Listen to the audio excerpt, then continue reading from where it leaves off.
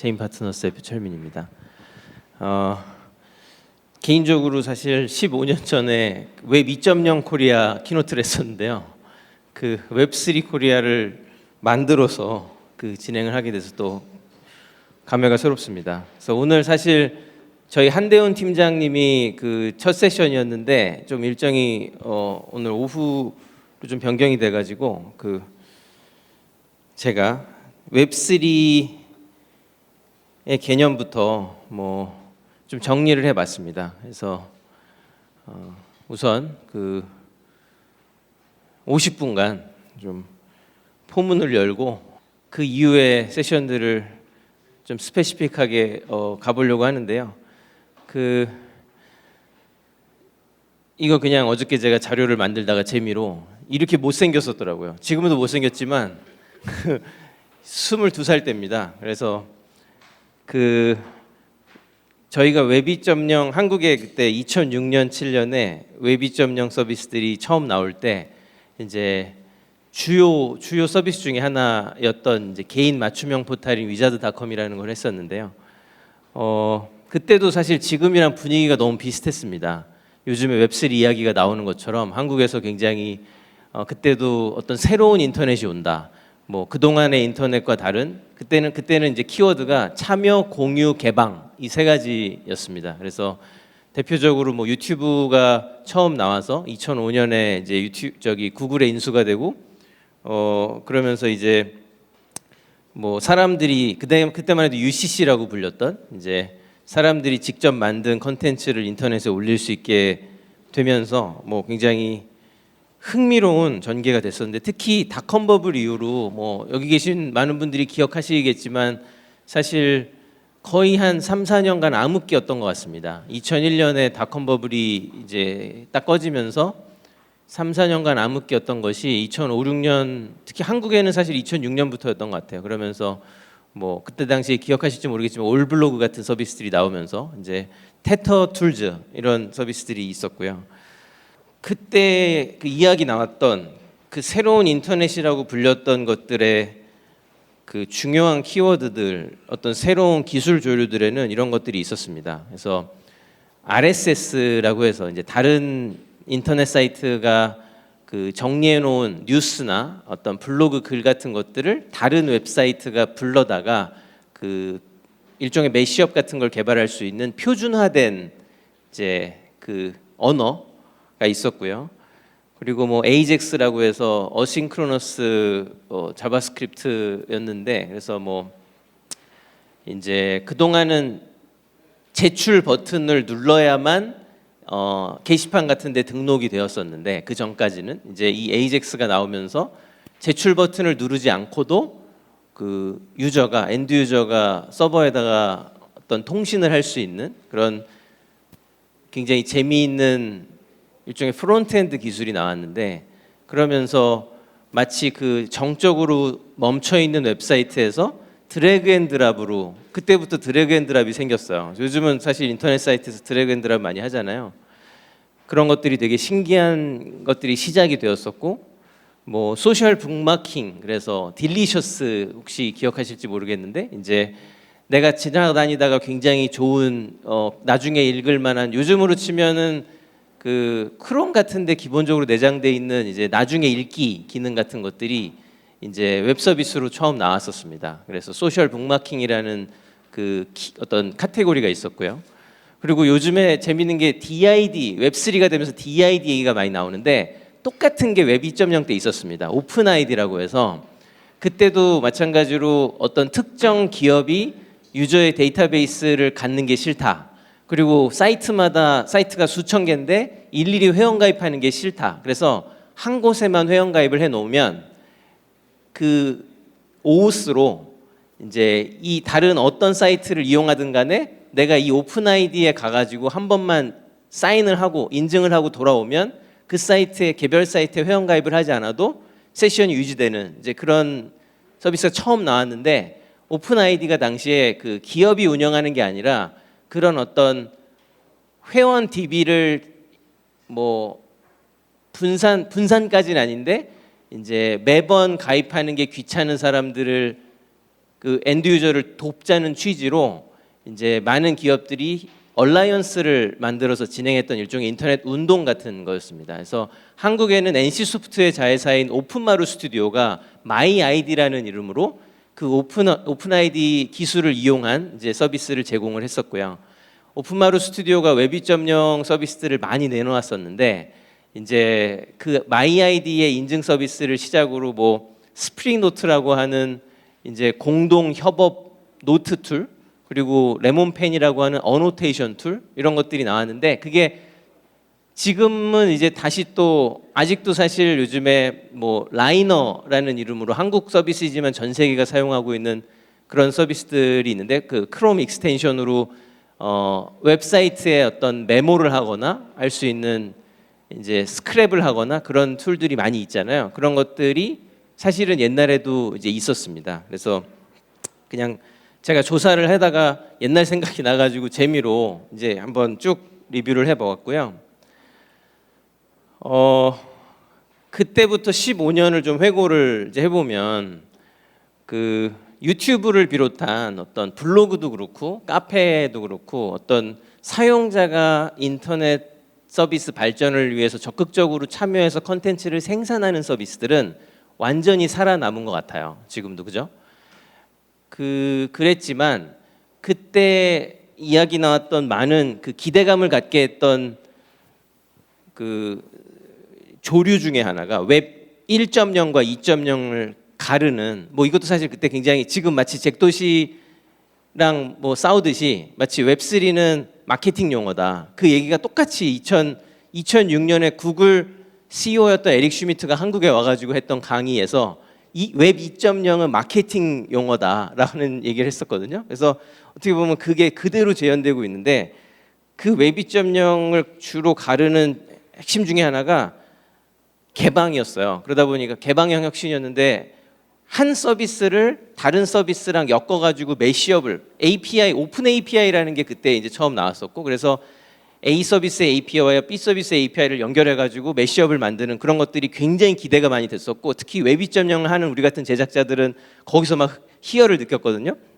근데 15년이 지난 지금 그 UCC는 성공을 했지만 서비스 간의 연동은 대부분 실패한 것 같습니다. 그래서 여전히 페이스북에 있는 데이터는 구글이 갖지 못하고 구글로 끌어와서 매시업이 만들어지지 못하고, 유튜브에 있는 데이터는 트위터로 끌어다가 뭘 만들지 못하고, 물론 뭐 유저들이 만든 어떤 브라우저 익스텐션 같은 걸 이용해서 일부 매시업이 있으나 그것은 사실은 대중화된 수준은 아니고, 아직도 인터넷 기업들은 재벌화되어서 그 자기 바운더리 울타리를 딱 치고 자기 데이터, 자기 유저 데이터를 다른 경쟁 서비스가 가져가지 못하도록 하고 있습니다. 그러다 보니까 그때 기대했던 서비스 간의 적극적 협업은 여전히 이루어지지 않았다라는 것을 회고해 볼 수 있을 것 같고요. 하지만 이제 그 15년간 크게 변화한 거는 디바이스의 확대인 것 같습니다. 2006, 7년에 웹 2.0 때는 PC밖에 없었고 데스크탑밖에. 근데 그 이후에 이제 모바일과 태블릿이 나오면서 지금은 뭐 한 사람이 여러 디바이스를 쓰고 있고, 다만 재밌는 거는 그 디바이스의 확대였기 때문에 네이버 다음 같이 그 당시에 다음이 있었죠. 그런 또는 구글 뭐 그때부터 있었던 서비스들이 사실은 그러니까 모바일 시대에 적응하는 데 있어서 큰 무리가 없었습니다. 단지 디바이스의 확장이었기 때문에. 그래서 지금까지도 사실은 뭐 한국만 보면은 네이버가 여전히 검색 엔진 1등을 뭐 하고 있고, 물론 모바일 시대가 오면서 이제 구글의 점유율이 많이 올라가긴 했지만, 그래서 웹2 기업들이 지금까지도 많이 살아남았다. 디바이스 확대였을 뿐이었기 때문에 그렇게 좀 생각이 되고요. 다만 모바일 시대에 새로 등장한 스타트업들이 많이 나왔죠. 그래서 그거는 뒤에 가서 좀 보겠습니다. 그래서 뭐 그냥 이런 서비스들이 있었다. 뭐 싸이월드도 있었고, 웹 2.0을 넘어서 2010년대 들어서 모바일 시대가 열렸는데, 이제 그때는 크게 세 가지 서비스가 성공을 한 것 같습니다. 돌아보면 첫 번째는 커뮤니케이션 도구인데, 이거는 뭐 카톡 같은 거죠. 카톡, 라인 등등인데, 사실 이거는 스마트폰이 꼽히기 전부터 이미 피처폰 때부터 SMS는 워낙 활발하게 쓰던 서비스였으니까 사실은 기억하시겠지만 피처폰 때는 별로 쓸 수 있는 앱이 별로 없었습니다. 그냥 내장돼 있는 앱만 쓰는 거였잖아요. 근데 문자를 제일 많이 썼고 사람들이 이제 그 다음에 카메라 정도를 썼던 것 같습니다. 그리고 뭐 잘못해서 인터넷 들어가면 얼른 끄고 뭐 이제 돈 나갈까봐. 근데 이제 그때만 해도 위치 센서가 이제 이 개발자에게 공개되지 않았기 때문에 피처폰 때는 스마트폰이 딱 들어가면서 저도 기억이 나는데 정말 많은 제작사들이 이 재미있는 LBS 센서를 가지고 그러니까 이 로케이션 베이스드 서비스를 만들어야 된다고 그랬었거든요. 다들. 그래서 이 새로 나온 우리가 다룰 수 있는 재미난 위치 센서를 가지고 뭘 만들 거냐를 2010년대 초반에 지난 그때 한 아주 극초기 3년 동안 정말 우리나라에만 해도 수천 개 이상의 개발사들이 정말 고민을 많이 했던 것 같아요. 그래서 정말 그 좋은 재밌는 서비스들이 쏟아져 나왔고, 근데 결국 이제 회고를 해보면 어쨌든 그 위치 기반 서비스를 잘 만든 회사들은 살아남은 것 같습니다. 왜냐하면 웹 2.0 또는 1.0 때는 위치를 쓸 수가 없었잖아요. 위치 센서를 데스크탑밖에 없었으니까. 그런 점에서 이제 스마트폰이 딱 등장하면서 위치 센서를 잘 활용했던 초기 서비스들은 지금까지도 큰 유니콘이 된 것 같고요. 카메라는 사실 그 전부터 피처폰 때 있었지만 지금도 돌아보면 어쨌든 이게 카메라가 위치 센서만큼 커지지는 못했지만 그래도 유틸리티로서 의미 있는 매출을 내고 있는 것 같습니다. 여전히. 그래서 이 세 가지가 모바일 시대의 뭐 일종의 킬러 앱이었다 이렇게 볼 수 있을 것 같고요. 그러다가 이제 또 한 10여 년이 지나서 이제 웹3가 왔는데 사실 제가 되게 충격이었던 거는 2017년에 이 체인 파트너스라는 회사를 시작할 때 그 공부를 처음 이더리움 공부를 할 때 이더리움 쪽에서 만든 그 자바스크립트 패키지 이름이 web3.js였어요. 제가 그걸 보고 정말 오만하다고 생각했어요. 아니 누가 그거를 그냥 자기가 만든 거잖아요. web3.js라는 파일 이름을. 그래서 야 이거는 거의 뭐 내가 웹4를 주장하는 수준이네. 거의 그렇게 생각을 하고 좀 지나치다고 생각을 했었는데 어찌 보면 이제 뭐 작년부터 미국에서도 그렇고 우리나라에서도 그렇고 웹3 이야기가 본격적으로 나오고 있지만 실은 뭐 이더리움 극초기부터 웹3라는 용어를 사용했었죠. 그 진영에서는. 그래서 그 점은 참 어떻게 보면 꿈이 컸다라고 생각이 들고 그 컸던 꿈이 5년여가 지난 지금 이제 우리가 이렇게 그런 이야기를 뭐 하는 지경에 이르렀다라는 건 참 고무적입니다. 사실 그때만 해도 그 잘 뭐 기억하시겠지만 이더리움 초기 때 뭐 크립토키티가 반짝 인기를 끌고 한 100명 정도가 이용을 했다는 이유로 이더리움이 엄청 느려지고 했었거든요. 막 지금도 뭐 많이 그렇지만 지금보다는 훨씬 더 스케일이 떨어졌었죠 그때. 근데 뭐 불과 5년 만에 이제 뭐 이더리움의 스케일도 높아졌고 그리고 이제 다른 경쟁 훨씬 더 스케일러빌리티가 높은 체인들도 나와서 이제는 웹3가 더 이상 한두 사람이 주장하는 수사가 아니라 진짜 넥스트 인터넷으로 가고 있구나라고 저는 정말 그 웹2를 겪었던 사람으로서 이게 물론 마케팅 텀이 있지만 분명한 건 글로 가고 있다라는 건 5년 전보다는 훨씬 더 현실화되고 있다고 느끼고 있습니다. 그 웹3는 뭐냐? 여기 뭐 그림이 있는데 조금 너무 디테일해서 잘 안 보이실 수도 있겠지만 그동안 웹 1과 2는 엔드 유저가 컴퓨터를 켜고 버튼을 누르면 웹 서버에 요청이 돼서 웹 서버에서 내가 요청한 필요한 자료, 파일이나 이미지 파일이나 텍스트 이런 거를 저한테 전달하면 제가 그걸 보는 이런 거였잖아요. 근데 이 웹3는 가장 간단한 차이는 그 제가 요청을 했을 때 저한테 정보를 주는 또는 제가 통신을 요청하는 그 상대방이 웹 서버 하나였던 게 이제는 웹 서버와 블록체인 두 개로 구분되는 나뉘는 그 차이가 가장 큰 것 같습니다. 기술적으로는. 그래서 제가 여러분이 디파이나 NFT 서비스를 사용해 보면 어떤 뭐 예를 들어서 뭐 유니스왑에 들어가 접속을 했다. 그러면 유니스왑.org를 딱 치는 순간 그 우리가 바라보게 되는 핑크색 그 수합하는 화면 그거는 어디까지나 텍스트랑 이미지잖아요. 그거는 웹 서버에서 그냥 받아오는 거는 웹 1.0 때랑 전혀 다르지 않고 하지만 우리가 특정 액션을 취할 때 메타마스크가 실행돼서 사이닝을 하잖아요. 그거는 블록체인으로 날아가는 그 통신이죠. 그래서 웹 서비스를 이용하는 과정에서 유저가 다이렉트로 블록체인에 통신을 하는 그 과정이 하나 생겼다 하는 게 이제 가장 큰 차이인 것 같습니다. 기존 인터넷이랑. 그럼 어떻게 보면은 그냥 단지 웹 서버는 우리가 블록체인과 통신하기 위한 수단일 뿐이고, 왜냐하면 유니스왑 컨트랙트를 다이렉트로 호출해 쓸 수도 있거든요. 하지만 그거는 개발자가 아닌 이상 어렵기 때문에 우리 같은 일반인들은 웹 서비스가 있어야 되죠. 웹사이트가. 그래서 웹사이트에 접속을 해서 뭐를 눈으로 보고 숫자를 입력하고 눌러야지만 블록체인에 때릴 수가 있는데, 코드로 때리지 않는 한 그 화면을 그리고 내가 블록체인과 종국적으로 통신을 할 수 있도록 도와주는 과정이 웹서버인 거고, 그래서 과거랑은 조금 다르죠. 수단과 목적이 예전에는 웹서버랑 통신하는 게 목적이었다면 이제는 블록체인이랑 통신하는 게 목적인데, 웹서버는 그냥 그 과정에 우리가 좀 쉽게 쓸 수 있도록 하는 수단으로 존재한다는 게 가장 큰 차이인 것 같습니다. 그래서 탈중앙화된 앱이라고 하죠. Decentralized 앱, DApp이라고 부르는데, DApp과 통신하는 게 가장 큰 차이인 것 같아요. 웹3의 그 특징이 뭐냐? 앱이랑 통신 안 하고 DApp이랑 통신한다. 그래서 그 과정을 그려놓은 거고요. 그리고 기술적으로는 그런데 DApp을 이용하는 인터넷인데, 이 새로운 인터넷은 좀 너무 같고 마케팅 텀이고, 새로운 들어가면 좋아하잖아요, 우리 또. 근데 새로운은 맞죠. 어쨌든 방식이 다르니까 지난 20년간. 근데 요것도 있어요. 기술적인 것도 좀 다르지만 철학적인 것도 있다. 요즘에 제가 웹3가 다오도 그렇고 뭐 NFT, P2E 이런 모든 것들이 왜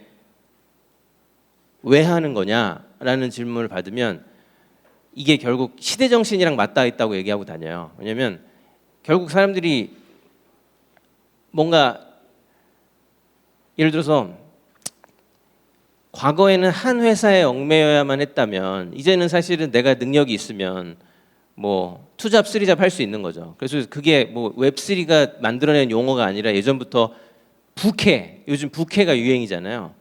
그 사실은 뭐 그리고 유연 근무, 심지어 이제는 아예 회사 코로나가 끝나도 그냥 집에 있고 싶어 하고, 결국은 이거는 그냥 인간이 조금 더 행복해지고 싶어 하는 그 본연의 욕구인 거고, 회사 나가기 싫고 뭐 내가 돈을 더 벌면 좋고 뭐 덜 일하면 좋고 내가 하고 싶은 일 하면 좋고, 이런 것들은 그냥 누구나 원하는 욕구잖아요. 그런 것들이 그동안 불가능했었는데 블록체인이나 다오, 크립토 이런 것들이 나오면서 조금씩은 가능해질지도 모르는 거죠. 그러니까 이건 서로 상보적으로 이 기술이 나와서 그렇게 됐다가 아니라, 인간은 원래 행복해지고 싶은데 그동안은 이런 도구가 없었다가 블록체인의 등장 이후로 지난 2009년에 나왔잖아요. 2008년, 9년. 벌써 꽤 오래되죠. 13년간 블록체인을 우리가 어떻게 쓸 수 있을까 쭉 경험하면서 조금씩 이제 우리가 잘하면 이 인류를 조금 더 행복하게 만드는데 쓸 수도 있겠네, 이 기술을. 지금 그러면서 배우는 중인 거죠. 그래서 다오 같은 것들이 사실은, 그래서 저는 어떤 기술적인 그 흐름이라기보다는 그냥 원래 하고 싶었던 걸 할 수 있게 가는 그런 그냥 약간 철학적인 시대 정신의 어떤 발로이다, 좀 그렇게 생각을 합니다. 또 그렇기 때문에 웹3가 마케팅 텀이라 할지라도, 그럼 웹3라는 용어를 우리가 버리더라도 이 흐름은 다오로 가고, 뭐 한 사람이 여러 회사에서 일을 하고 크립토를 이용해서 월급을 받고, 이런 흐름은 분명히 갈 거다. 웹3라는 용어가 마케팅이든 아니든 간에 앞으로. 왜냐하면 그동안 5년 전, 10년 전에는 크립토를 이용해서 월급을 받는 게 불가능했는데 이제는 가능해졌잖아요. 그렇게 월급을 받아도 비트코인이나 이더리움으로 주면은 언제든지 거래소에서 현금화할 수 있다는 걸 모두가 알고 있기 때문에 기꺼이 그걸로 받으려고 하고, 그러니까 굳이 그럼 내가 붙어가고 꼭 우리 한국에서 일할 필요가 없죠. 전 세계 돌아다니면서 노마드로 일할 수도 있고 이제는. 그래서 많은 부분이 달라지고 있죠. 철학적으로도. 그래서 이거를 두 가지 관점에서 기술적, 철학적으로 나눠서 보면, 기술적으로는 그동안은 이제 뭐 은행이나 증권사, 보험사, 금융 같은 것들도 어쩔 수 없었기 때문에 P2P로 거래가 불가능했기 때문에 인터미디어리가 있었고 중개자들이 제가 보험에서 문제가 생겼는데 약속을 안 지킬까 봐 보험사가 있는 거잖아요. 그 거래 상대방이랑 다이렉트로 붙어서 거래를 하면은 저한테 약속을 안 지킬 수도 있으니까. 그러니까 그동안은 그냥 그거는 어쩔 수 없이 써야만 했던 거라면 이제는 스마트 컨트랙을 이용해서 뭐 전체 보험을 바꿀 수는 없더라도 일부 보험의 경우는 대체할 수 있는 것들 그런 가능성이 생겼잖아요. 그런 점에서 중개자가 없는 P2P 거래가 가능해졌다는 게 기술적인 가장 큰 차이일 거고, 그리고 참 기대되는 부분은 이미 이건 돌아가고 있는데 이제 웹2 때 아까 보셨지만 그 매시업 오픈 API의 경쟁적 개발로 많은 웹 서비스들이 인터넷 서비스 사업자들이 자기 데이터를 가져다가 좋은 매시업들이 많이 등장하고 막 서로 얽히고 설키기를 기대했었는데 사실은 이게 문제가 자기 데이터는 잘 안 주려고 그러면서 꼭 또 매시업은 나오길 기대해요. 그동안 그랬던 것 같아요. 그러다 보니까 좋은 매시업이 등장하지 못했고, 근데 이 웹3 서비스들의 특징은 그 모든 돌아가는 로직이 블록체인에 공개돼 있다 보니까 그 디파이는 머니 레고라고 부르잖아요. 그래서 이미 이게 너무 당연한 문화처럼 되어 있고 제가 숨길래야 숨길 수 없는 상황이기 때문에 기존의 웹 1, 2 때 문제는 숨기려면 얼마든지 숨길 수 있었기 때문에 유저 데이터도 그렇고 소스 코드도 그렇고 돌아가는 로직도 그렇고 많은 것들이 다 가려놓고 살짝 오픈 API 몇 개만 줬었는데 이제는 그게 아니라 모든 게 블록체인에 올라가서 누구나 까볼 수 있고 심지어 내 동의를 얻지 않아도 이걸 올려놓은 앱 개발자의 동의를 얻지 않고도 기꺼이 여기와 연계해서 다른 서비스 매시업을 만들 수 있기 때문에 과거에는 우리가 서비스 제휴하려고 그러면 계약서 보내고 계약을 해야 됐는데 이 블록체인의 특징은 앱이기 때문에 탈중앙화된 앱이기 때문에 계약이 필요 없다. 내가 이거 쓰고 싶으면 쓰는 거잖아요. 그런 점에서 서비스 간 연계가 웹2 때보다는 극도로 많이 일어날 것으로 보인다. 이미 이건 일어나고 있는 현상이고 그래서 그 부분은 기대가 많이 됩니다. 그래서 실제로 지금 뭐 여기 그림에도 있지만 이더리움 메인넷 위에서 이것도 뭐 만든 사람들이 있고 그 위에 다이 메이커 다오를 만든 거죠. 다이라는 스테이블 코인을. 그럼 이거는 얘한테 허락받고 한 거 아니잖아요. 이더리움한테. 지가 그냥 만들고 싶으면 만든 거잖아요. 메이커 다오를. 그래서 얘는 자기가 만들고 싶으면 만들었는데 또 그 위에 커브랑 연파이낸스랑 스시 수합은 얘한테 허락받고 쓰는 거 아니죠. 다이. 그러니까 내가 쓰고 싶어 쓰는 거예요. 그런 식으로 적층으로 내가 쓰고 싶은 대로 계속 머니 레고를 쌓아 올라가다 보면 이 생태계가 만들어지는 거예요. 그럼 처음에 이더리움만 만들었던 사람들은 되게 허접했는데 아무것도 쓸 데가 없었는데 어느새 이렇게 적층으로 내 허락도 안 구하고 만든 수많은 서비스들의 합 덕분에 갑자기 이더리움 생태계가 쓸만해지는 거죠. 이제는 수합도 할 수 있고 연파이낸스에서 운용도 할 수 있고 커브에서 스테이블 코인을 원활하게 거래도 할 수 있고 그런 식으로 그런 점이 참으로 이제 뭐 기대된다는 거고. 그리고 이렇게 적층으로 쌓여가는 블록체인 생태계는 앞으로 반드시 이런 모바일 앱을 만나서 접근성을 높여줘야 할 겁니다. 왜냐하면 지금 우리가 이거를 쓰려면 메타마스크를 깔고 업비트에서 코인을 사서 트래블을 등록을 하고 메타마스크로 보내서 이거를 들어가 쓰고 해야 돼. 너무 어려운데 그냥 핸드폰에 모바일 앱을 깔아가지고 여기서 그냥 나는 모르겠고 이더리움 100개를 갖다 불리고 싶어. 버튼 한번 누르면 뿅 이제 운용이 시작되면 뒤에서 알아서 디파이로 보내가지고 운용을 하고 이런 건 알아서 해야 되겠죠. 그래서 아직은 이 두 개가 연결돼 있지 않죠. 심리스하게 연결돼 있지 않은데 지금은 이쪽은 따로 개발되고 있고 이쪽 따로 가고 있는데 웹2는 언젠가 언젠가도 아니고 여기 계신 분들이 이제 앞으로 1, 2년 동안 우리가 해야 되는 일들이죠. 이 어려운 웹3를 웹2에서 쉽게 쓸 수 있도록 연결하는 작업. 이건 접근성을 높이고 저쪽의 유저를 늘리기 위해서 반드시 필요할 거고요. 그리고 이제 철학적인 특징은 뭐 너무 커진 회사들이 많다. 이제 지난 20년간 뭐 대부분의 인터넷 기업들이 전 세계에서 거의 재벌이 됐잖아요. 테크 기업들이. 그래서 어쨌든 그들에게 돌아가는 매출을 일부 이제 유저들이 가질 수 있다면 훨씬 더 적은 비용으로 서비스를 이용할 수 있을 텐데 하는 그런 비용 절감 및 뭐 아니면 약간 더 탈중앙의 철학을 좋아하는 사람들이 모여서 이제 유저에게 주권을 달라 하고 있죠. 그러다 보니까 뭐 많은 이런 웹3를 소개하는 자료들에서는 항상 decentralized, private and secure, 뭐 user centric 저렇게 구분을 하고 있는데 사실은 저 얘기가 웹 2.0 때도 비슷하게 나왔던 얘기 같아요. 아까 그 마이 아이디, 오픈 아이디도 그렇고 결국 유저 데이터를 유저가 갖도록 하자라는 얘기가 그 15년 전에도 있었거든요. 근데 그러다 보니까 이게 근데 다 수사로 끝났어요. 웹 2.0 때 아름다운 유저가 직접 자기 데이터를 관리하는 그런 시도를 했던 멋진 서비스들은 지금은 남아 있지 않아요. 지금은 그냥 구글과 네이버가 관리해주는 서비스가 오히려 더 사람들이 편리해하고 있죠. 근데 이 부분은 정말 시사하는 바가 크다고 생각합니다. 웹3가 아무리 멋진 얘기를 해도 저는 앞으로도 비슷할 거라고 생각해요. 사람들은 결국 메타마스크를 깔고 업비트에서 코인을 보내고 너무 귀찮아하기 때문에 결국 네이버나 구글을 쓰겠죠. 그래서 그러면 어떻게든 그 쉬운 접근성을 고민을 해야 대중화가 가능하지. 이제 탈중앙을 너무 강조해서 이제 사용성을 놓치는 일이 있어서는 웹 2.0 때처럼 될 것 같다라는 좀 우려가 있습니다. 쓰기가 너무 불편하고요.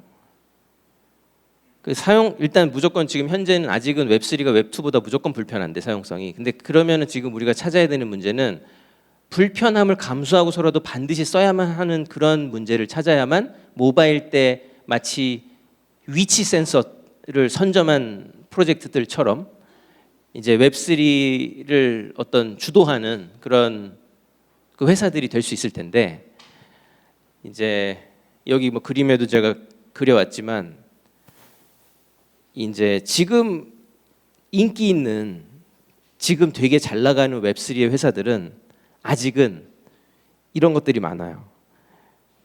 그냥 웹3를 쓰기 위해 필요한 서비스들. 아직은 인프라들이죠. 그런 게 대표적으로 웹 1.0 때는 넷스케이프나 인터넷 익스플로러 같은 브라우저가 있어야지 인터넷 사이트를 접속했잖아요. 그게 1.0 때는 브라우저였고 웹2 모바일 때는 스마트폰이었죠. 스마트폰이 있어야지만 앱을 깔아서 서비스를 소비하니까. 웹3에서는 그게 메타마스크고 뭐 알케미나 인퓨라 같은 노드 서비스고 물론 엔드 유저로서 우리가 알케미나 인퓨라를 사용하진 않아요. 개발자들이 주로 쓰는 건데 어쨌든 엔드 유저가 메타마스크를 이용해서 웹3 서비스를 이용하도록 돕는 회사들이거든요. 그런 노드 서비스들은. 그래서 그런 또는 파이어블락스나 bit고 같은 회사들은 지갑 사업자고 이런 데들은 웹3가 흥하든 흥하지 않든 뭐 스테픈 같은 서비스가 나와서 갑자기 떴다가 망하든 관계없이 굉장히 안정적으로 수익을 올리고 있습니다. 왜냐하면 여기 인프라니까요.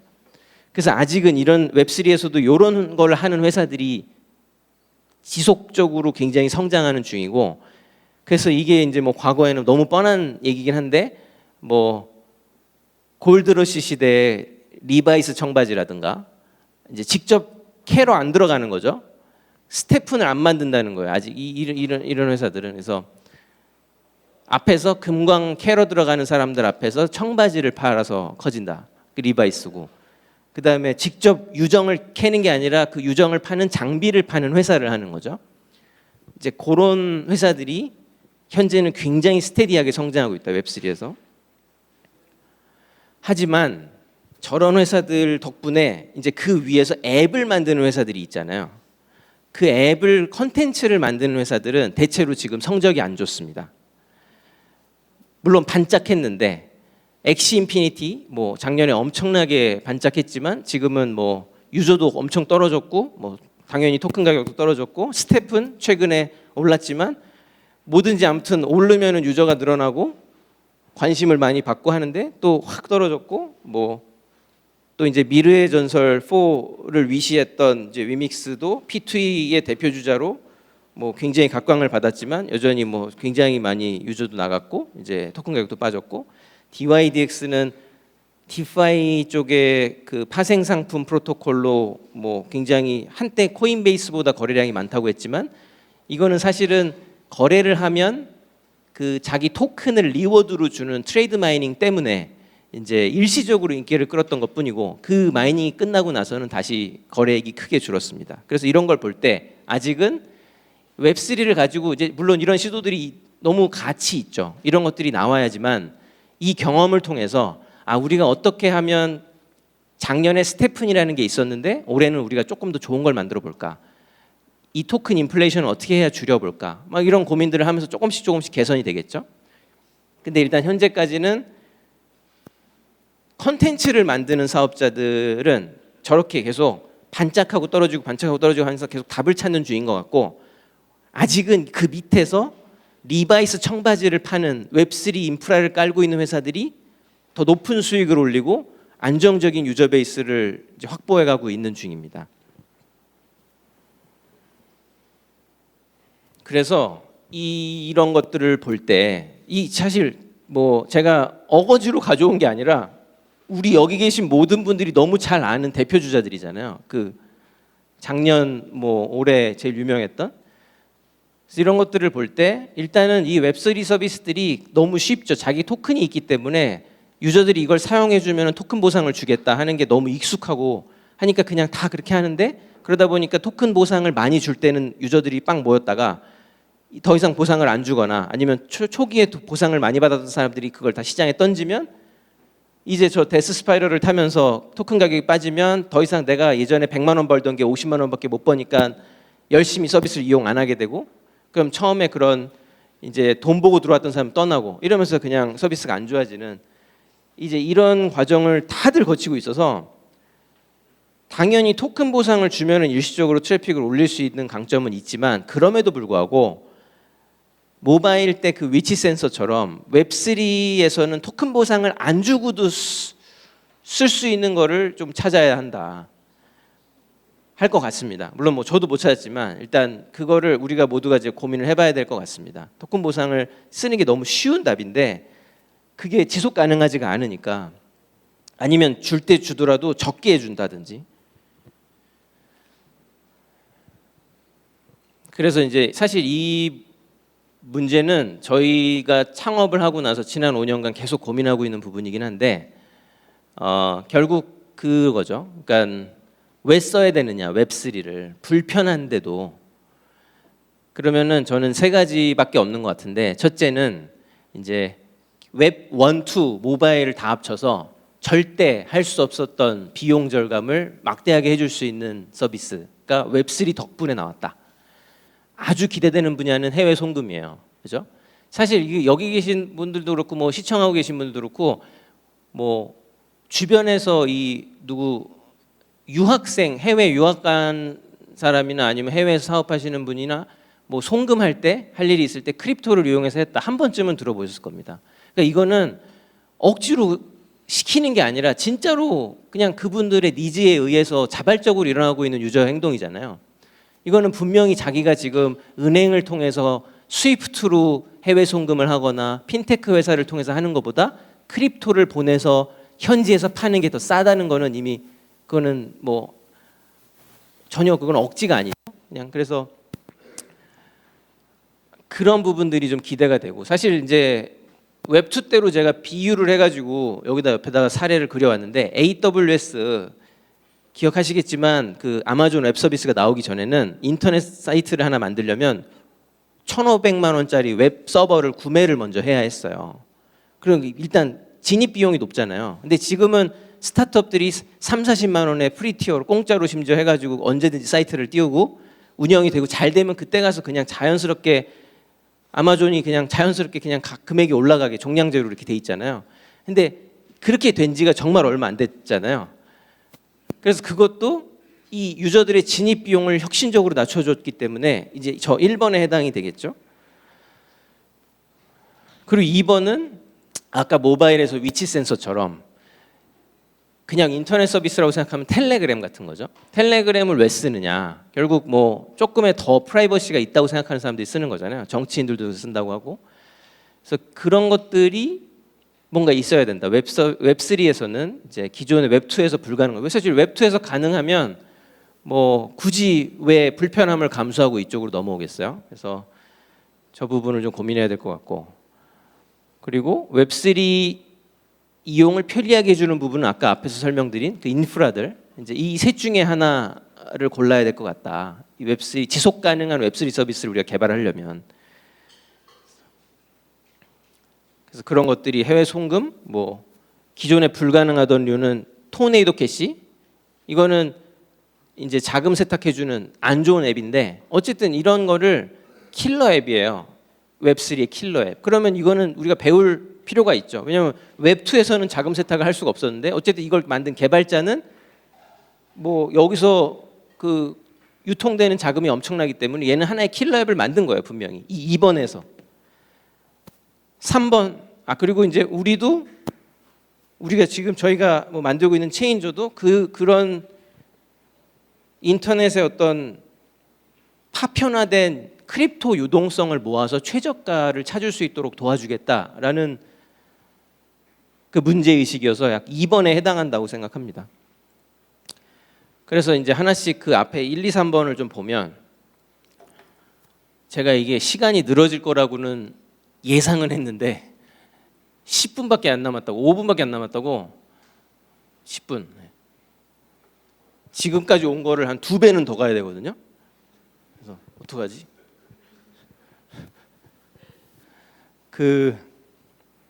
그래도 빠르게 해보겠습니다. 연장이 좀 되는 건 이해해 주시고요. 맥킨지에서 2021년에 발표한 글로벌 페이먼트 리포트입니다. 여기 보면 이 크로스 보더, 솔직히 도메스틱 트랜잭션은 크립토가 별로 도움이 안 돼요. 그죠? 그냥 카드 결제하면 되고. 근데 우리가 해외 송금, 해외 무역 대금 결제, 그다음에 뭐 우리가 여행 가서 이런 크로스 보더 결제는 크립토를 이용하면 현재 스위프트망에 내고 있는 해외 송금 수수료 7%보다 훨씬 저렴하게 거래할 수 있잖아요. 근데 이게 꽤 됩니다. 이 크로스보더 이커머스, 논 이커머스, 그리고 무역 B2B 요걸 다 합치면 연간 145 빌리언 달러예요. 이게 거래액이 아니라 거래액을 통해서 떨어지는 수수료만 145억 달러입니다. 그러니까 그 얼마 정도 되는 거죠? 뭐 현재 환율로 한 20조 정도 되는, 200조 되는 건가요? 145억 달러면? 예. 이렇게, 예. 빌리언 10억 달러죠. 빌리언 달러니까 10억 달러. 그러네. 200조 원 정도 되는 거네요. 그러니까 저 200조짜리 시장을 혁신할 수 있다. 그렇게 보고요. 크립토가 들어가서. 그리고 저 조각 투자, 지금은 아직은 이 사이트마다 호환이 안 되지만 크립토가 들어가면은 사이트 간 호환도 가능해질 거고 심지어 글로벌 호환도 가능해지겠죠. 물론 뭐 증권성이나 이런 거를 좀 따져봐야 되겠지만 규제를 일단은 크립토가 들어가서 뭔가 아까 1번 이 세 가지 중에 첫 번째 그 해결을 할 수 있을 것으로 예상되는 중요한 지점 중에 하나가 그런 자산 조각 투자의 표준화에 있는 것 같습니다. 그래서 크립토로 한번 감싸면 브라질에서 만든 부동산이라 하더라도 한국에서 거래할 수 있고 이제 그런 것들을 기존에는 브라질 증권사와의 제휴를 통해서 억지로 준비를 해야만 했다면 이제는 크립토라는 표준화된 폼을 통해서 조금 더 쉽게 거래를 할 수 있을 것으로 기대됩니다. 그래서 저런 부분들은 이제 전통 금융의 비용 절감 그리고 투자 접근성 개선 면에서 크립토가 웹3가 이 세상에 기여할 것으로 보이는 주요한 지점이라고 생각하고요. 두 번째는 이제 본인을 숨기거나 검열을 피할 수 있는 수단을 제공하는 부분. 이 지점은 블록체인이 할 수 있을 것으로 기대되는 지점입니다. 물론 규제에 직면하겠으나 사실은 여전히 뭐 텔레그램 같은 게 지금도 정치인들이 많이 쓰고 있다는 것만 보더라도 프라이버시를 지키고 싶어하는 니즈는 모든 사람들에게 있는 기본적인 욕구잖아요. 그래서 그 부분이 블록체인이 들어가면서 조금 더 추적하기가 어려워지는 그런 서비스를 만들 수 있을 것으로 보이고 사실은 그런 걸 만들어야만 웹2에는 존재하지 않았던 프라이버시가 엄청나게 강화되는 그런 서비스를 만들어야만 메타마스크를 설치하는 불편함을 감수하고서라도 사람들이 쓸 거다라고 생각합니다.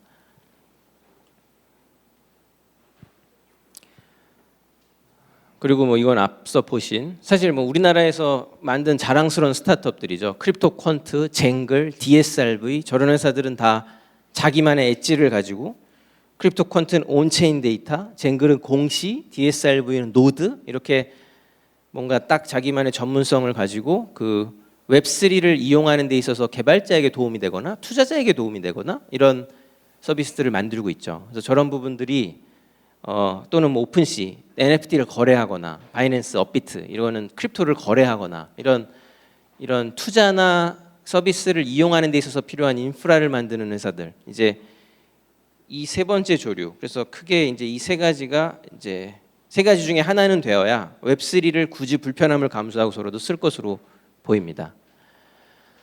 그래서 이거는 어저께 그 유토피아라는 프로젝트가 투자를 받았는데 2,300만 달러. 여기 재밌는 게 이제 다오가 많이 나오잖아요 요새. 근데 다오들의 문제가 저희도 CP 다오를 지금 이제 운영을 준비하고 있지만 월급을 어떻게 줄 거냐 다오 멤버들한테. 그다음에 크립토로 주면은 영수증 계산은 어떻게 할 거냐, 뭐 어떻게 남길 거냐 이런 부분들이 사실 걱정이 딱 되잖아요. 들어봐도.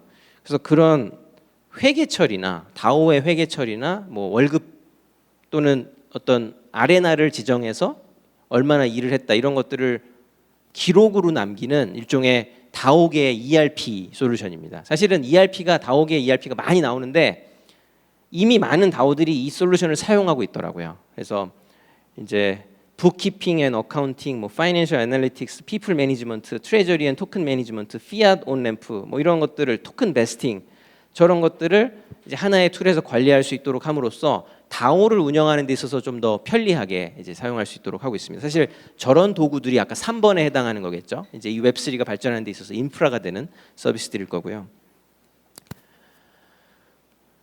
그래서 웹3를 하고 있는 저희 같은 이제 벤처 스튜디오의 입장에서 그 바라볼 때 아까 이 세 가지 서비스들을 그럼 뭘 해야 되느냐?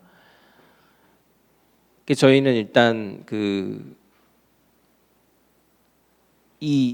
제가 지금 이제 이런 말씀을 드리는 이유가 너무 이 업계에 있다 보면 혼선이 많기 때문에 자꾸 남들이 하는 거를 급하게 따라하고 싶은 생각이 들거든요. 스테픈이 뜨면 한국에도 지금 한 10개 카피캣이 나오잖아요.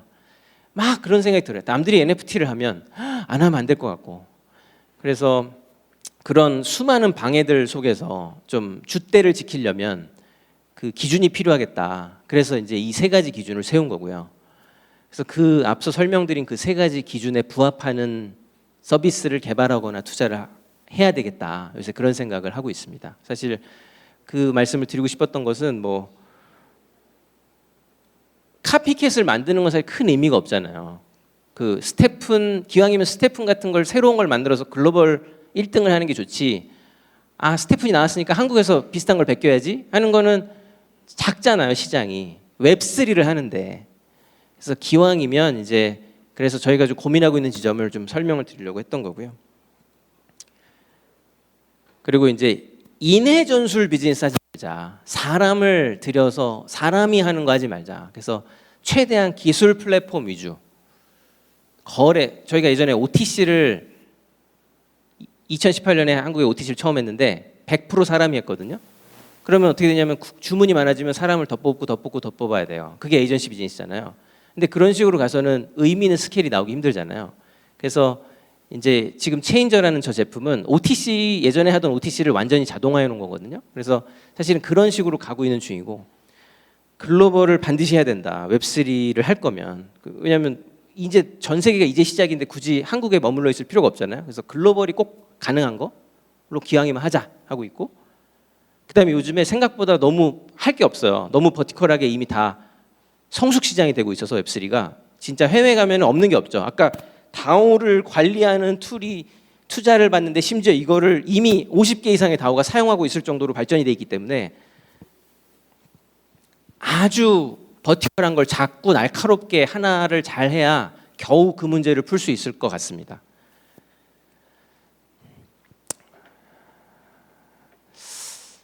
그래서 전반적으로 이번 주제 NFT, P2E, 뭐 디파이 다 있으니까 스테이블 코인 그런 것들의 향방을 그냥 감히 약간 그냥 저의 개인적인 그 생각을 좀 해봤는데요.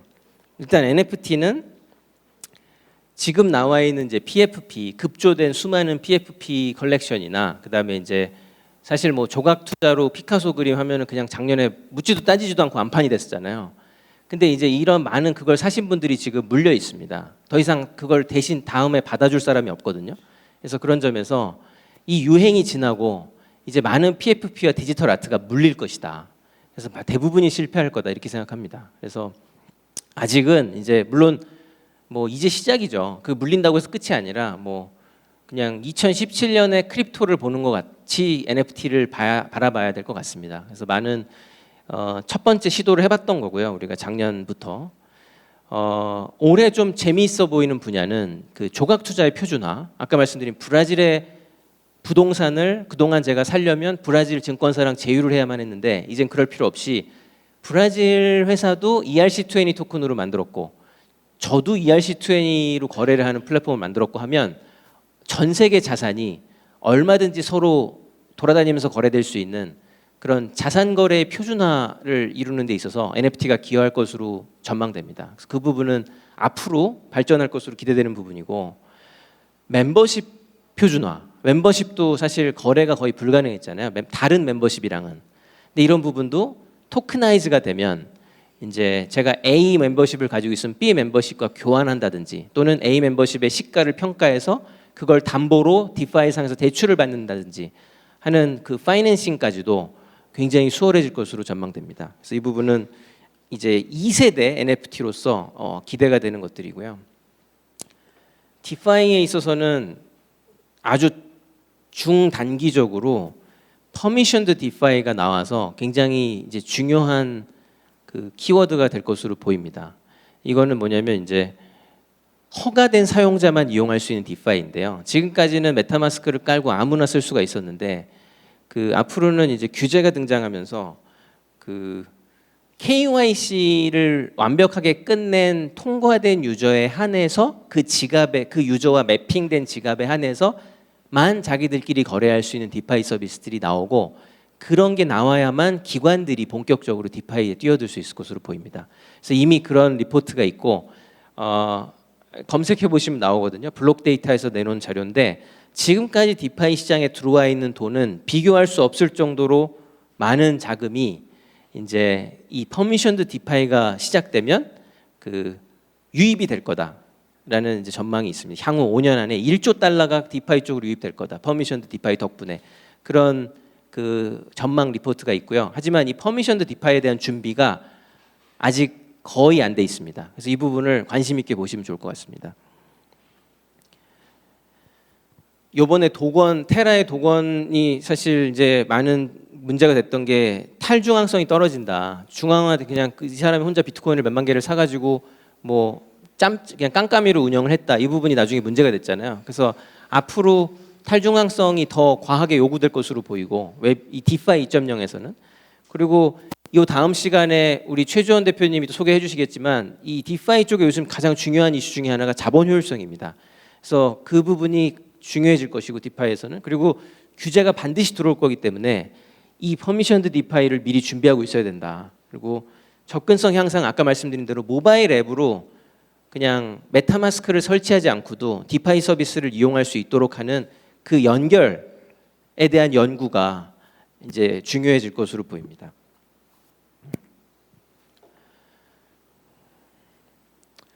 그리고 다오의 경우는 뭐 앞서 말씀드렸지만 이제 테라 이후로 요즘에 그 저희도 쟁글 평가도 받고 있고 뭐 해외 평가도 받고 있는데 탈중앙성이 굉장히 중요한 그 기준 중에 하나예요. 얼마나 탈중앙화 되어 있느냐가 그 프로젝트를 그 좋게 평가하는 기준 중에 하나인데 사실 이게 약간 그 조금 뭐랄까요 고민할 지점은 탈중앙화가 반드시 좋기만 한 것이냐 그건 아닐 수도 있잖아요. 뭐 예를 들어서 빨리 개발을 해야 되는 상황에서는 일부 중앙화가 필요할 수도 있는데 하지만 이제 이거는 묻지도 따지지도 않고 그냥 반드시입니다. 반드시.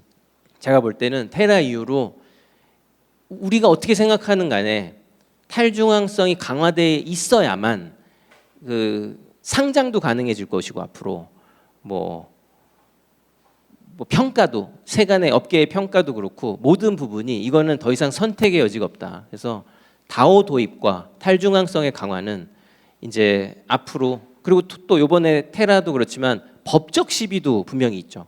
중앙화되어 있었으면 이거는 또 탈중앙화돼 있었던 거에 비해서 상대적으로 더 이제 법적인 책임 소지가 분명해지고요. 그래서 그런 점에서 앞으로 다오 도입이 빨라질 거라고 저는 생각합니다. 그런 점에서 다오와 관련된 산업이 전반적으로 빠르게 성장할 것으로 보이고 아까 그 ERP 보셨지만 이 툴은 스냅샷이라는 이 툴은 투표만 도와주는 도구예요. 제가 다오를 만들었으면 제가 언제 투표 도구를 만들고 있어요? 귀찮잖아요. 그래서 이 스냅샷은 전 세계 모든 다오를 위해서 그냥 토큰 가지고 투표하는 기능만 만든 서비스입니다. 근데 ENS부터 뭐 유니스왑, 스시스왑, 에이브 우리가 아는 대부분의 인기 있는 디파이 서비스들이 저걸 통해서 다 토큰 홀더들을 모아가지고 보팅을 받고 있어요. 저걸로 의사결정이 되면 실제 진행을 하고요. 그러니까 저런 서비스들이 앞으로 많이 나오겠죠. 다오 운영과 관리를 도와주는 툴들. 저런 부분은 또 한국에서 잘할 수 있는 부분이 있다고 생각합니다. 그냥 한국이 유틸리티 잘 만들잖아요. 유저에 대한 이해가 높고. 그리고 와이오밍이 법인격을 인정했지만 앞으로 법인격을 인정하는 나라나 그 지자체들이 뭐 지금보다 훨씬 많아질 것으로 보이고요. 그리고 이제 L1, L2는 뭐 제가 감히 이거를 뭐 100% 예상하기는 어렵겠으나 일단 지금 가고 있는 현상은 크게 보면은 이더리움 계열, EVM 계열과 그다음에 이제 코스모스 계열 이 두 계열이 크게 경쟁하고 있는 중이고 그다음에 이제 솔라나가 독자적으로 선방하고 있는 중이고 뭐 특히 작년에 이제 NFT가 솔라나 위에서 많이 발행이 되면서 선방하고 있죠. 근데 지금 현재 딱 일주일째 지금 솔라나 블록이 100% 싱크가 안 되고 있어서 지금 문제를 겪고 있는 중입니다. 그리고 이제 카카오가 하는 뭐 클레이튼이나 네이버가 하는 지금 준비 중인 링크 체인, 링크가 새로 나온다고 하더라고요. 그래서 그런 어떤 대기업들이 운영하는 L1들이 각자 도생을 할 것 같습니다. 이게 당분간 대기업들이 운영하는 체인들, 심지어 SK도 체인 만든다고 하잖아요. 올 하반기에. 그래서 그렇게 대기업들이 내놓는 체인들이 뭐 갑자기 그 어려워질 리가 없기 때문에 아마 그들은 그들 나름대로 작은 생태계를 꾸준히 만들어가면서 이제 이런 글로벌 범용 체인들과 함께 공존할 것으로 보입니다. 그리고 이제 레이어 2는 뭐 스타크웨어나 옵티미즘, 아비트럼 같은 것들이 다 보면은 북미가 사랑하는 그 프로젝트들이에요. 그래서 이게 지금 뚜렷합니다. 양상이. 그 절대 바뀔 것 같지 않았던 중국 중심의 그 비트코인 채굴과 모든 그 크립토 산업의 어떤 거래소들의 그 뭐 헤게모니가 지금 뭐 불과 한 4, 5년 만에 북미로 완전히 넘어갔잖아요. 지금 마이닝 1등도 미국이고 거래소들도 다 북미 위주로 있고 그래서 요즘 너무 뚜렷합니다. 레이어 2뿐만 아니라 레이어 1에서도 북미 크립토 펀드들이 투자를 했거나 거기서 회자되는 프로젝트들이 세계적으로 인기를 끌 가능성이 훨씬 높고 그래서 사실은 테라 같은 경우도 북미보다는 한국에서 더 이제 인기가 많았던 뭐 그런 체인이었고요. 저런 식으로 L1, L2가 각자 나름의 생태계를 만들게 되면 크로스 체인이 앞으로 중요해질 겁니다. 그래서 저는 요즘에 포스트 NFT는 크로스 체인이다라고 거의 확신범으로 이야기를 하고 다니는데요. 뭐 이거 사실 너무 뭐 업계에 계신 분들은 당연하다고 말씀하실 수 있겠지만 일단 이쪽 기술이 개발이 시작된 지 얼마 안 됐어요. 왜냐하면 크로스 체인이 굳이 필요하지 않았기 때문에 그동안은. 근데 뭐 불과 한 4, 5년 전까지만 해도 그런 인터오퍼러빌리티, 뭐 상호 운용성이 어떻게 보면은 그냥 먼 미래인 것처럼 얘기가 됐었는데 이제는 상호 운용성이 너무 당연한 현재가 되었습니다. 그래서 브릿지를 통해서 A 자산을 B 체인으로 옮기고 다시 또 B 체인 옮긴 걸 다시 C 체인으로 옮기고 이런 것들이 이제는 가능해졌잖아요. 너무 일상적으로 우리가 하고 있고 그래서 이런 부분들이 지금은 가스비도 많이 들고 시간도 20분 정도 걸리고 브릿징 하는데 이렇지만 분명히 앞으로 블록체인이 지금 발전해 온 속도를 볼 때 아마 한 4, 5년 뒤에는 이 브릿징 기술이 엄청나게 발전해 있을 것으로 보입니다. 그래서 이 부분을 관심 있게 보셔야 될 것 같고요. 특히 재미있는 게 제가 어저께 이 옵티미즘 브릿지를 들어갔다가 보니까 예전에는 네이티브 브릿지만 있었어요. 옵티미즘 네이티브 자기가 만든 브릿지만 있었는데 요즘 서드 파티 브릿지들이 있어서 브릿지를 모은 브릿지 애그리게이터 같은 역할을 하더라고요. 이 옵티미즘 브릿지가. 그래서 바이낸스나 FTX 같은 거래소들로부터 코인을 빼서 옵티미즘으로 보내는, 이거는 CEX2 DeFi잖아요. 그럼 그 CeFi to DeFi만 브리징 해주는 서드파티 브릿지가 따로 있고, 그다음에 US 달러를 옵티미즘으로 바꿔서 이더로 바꿔서 옵티미즘으로 예치해 주는 거는 Fiat to DeFi잖아요. 그럼 Fiat to DeFi만 해주는 브릿지가 따로 있고, 그래서 여러 용도가 다른 브릿지를 애그리게이션해서 제공하고 있습니다. 그래서 이런 것들도 완전 최신 그 사례여가지고 관심 있게 보시면 좋을 것 같습니다. 테라 이후로 어쨌든 그동안도 얘기가 많았지만 규제가 어쨌든 이게 굉장히 앞당겨질 것으로 당연히 모두가 알고 있죠. 그래서 미국은 지금 하원에서 예전부터 있었던 2년 전부터 있었던 스테이블 액트라는 게 하원에 계류 중이고, 최근에 상원에서 올 들어서 트러스트 액트라는 게 새로 올라와서 계류 중입니다. 그래서 상하원이 협의해서 법이 정해지기 때문에 미국의 경우는 지금 이 두 개가 적절히 절충될 것으로 보이는데, 2년 전에 올라와 있는 스테이블 액트는 크립토 업계에 굉장히 안 좋은 법이에요. 그거의 골자는 스테이블 코인을 발행하려면 반드시 은행 라이센스가 있어야 된다라고 정의하고 있습니다. 그럼 당연히 그냥 조그마한 회사들은 발행을 못 하겠죠. 그래서 이 크립토 업계의 의견을 적극 반영해서 올해 새로 상원에 올라온 트러스트 액트는 세 가지 옵션을 두고 있습니다. 첫째는 은행 라이센스가 있거나, 둘째는 그거보단 약하지만 자기들이 새로 만들 스테이블 코인 발행자 라이센스를 따거나, 세 번째는 그거보다 더 약한 미국 내 50개 주 중에 한 곳 이상에서 머니 트랜스미터 라이센스를 따거나, 송금 사업자 라이센스를 따거나, 이 셋 중에 하나를 한 경우에는 스테이블 코인을 발행할 수 있도록 하는 법안입니다. 이 세 번째는 상대적으로 훨씬 쉽거든요. 왜냐하면 캘리포니아나 뉴욕주는 따기가 힘들지만 이 송금 라이센스를, 하지만 중서부에 훨씬 더 잘 주는 크립토 프렌들리 주들이 있어서 그런 데서 한 곳에서로 따면 발행할 수 있는 겁니다. 그래서 크립토 업계에서는 이 법을 적극 로비를 해가지고 지금 올렸고요. 이게 적절히 협의가 돼서 결정이 될 것으로 보입니다. 어쨌든 지금은 무규제라면 앞으로 이제 일정한 라이센스를 따는 새로운 라이센스, 스테이블 코인 이슈어 라이센스가 나올 것으로 보이고, 하지만 이 페드는 여러분 잘 아시겠지만 USDT나 USDC는 달러를 갖다 줘야 스테이블 코인을 주는 방식이잖아요. 그러니까 신용 창출이 일어나는 게 아니에요. 이거는 제가 페드가 달러를 찍으면 달러를 10,000개를 찍었다고 치면 1,000달러를 테더의 어카운트에 갖다 넣어야지 1,000 USDT가 튀어나오는 구조이기 때문에 달러의 총량이 늘어나지 않거든요. 페드가 컨트롤할 수 있어요. 이런 방식은.